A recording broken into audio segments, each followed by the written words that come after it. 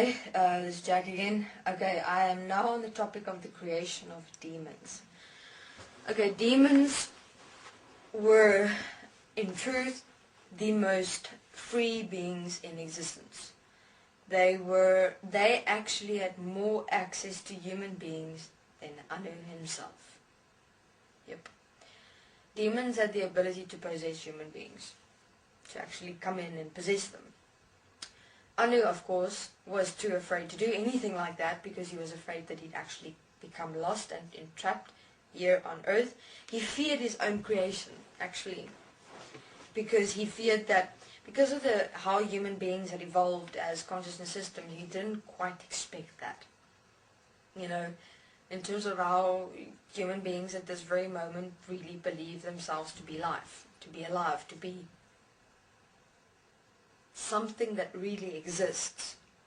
That's what he wanted, but at the moment it got to an extent where, you know, he was pretty scared. Yet he made sure that human beings believe they are what they are, which is mind consciousness systems, and not even know it.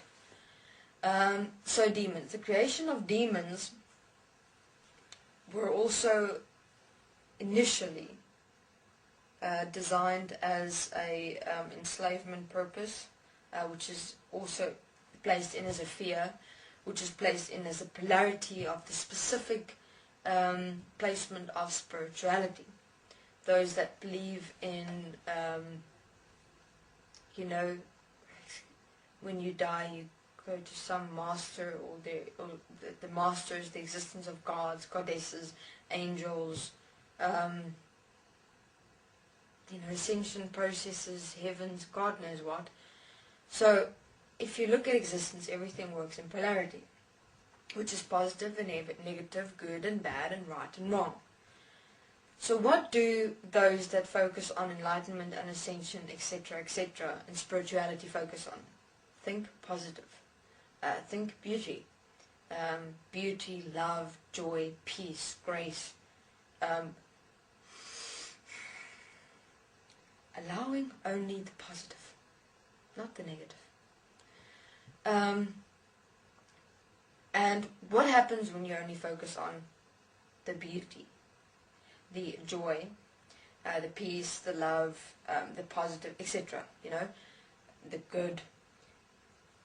Obviously there has to exist the negative, the bad, the ugly, the feared, which was the demons.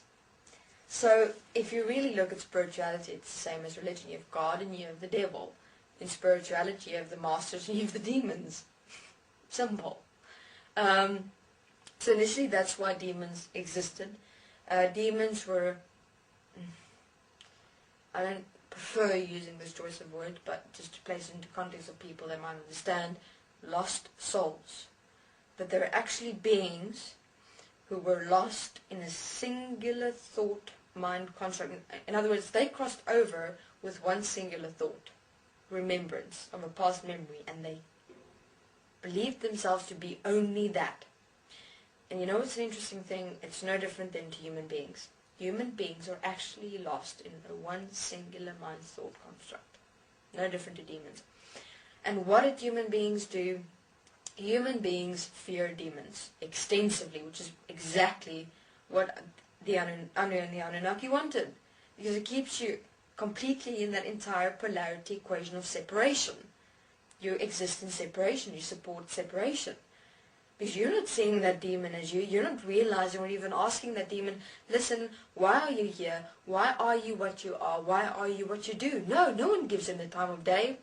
They just put up all sorts of bloody protections and using crystals and exorcism.